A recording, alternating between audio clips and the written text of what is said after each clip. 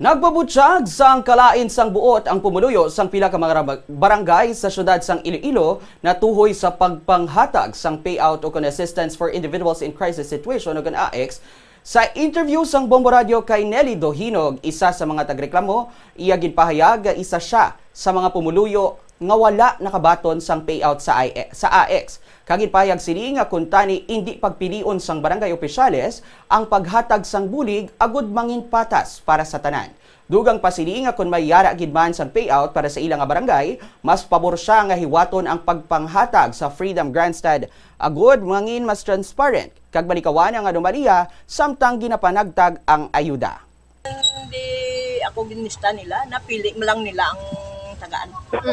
Ano sa imo reaction ang Mas manami kung dito sa Freedom nga live matagaan. Hindi sila magpili. Ginapili mo lang nilang sila gusto kung sino. Siyempre, baski hindi lang man.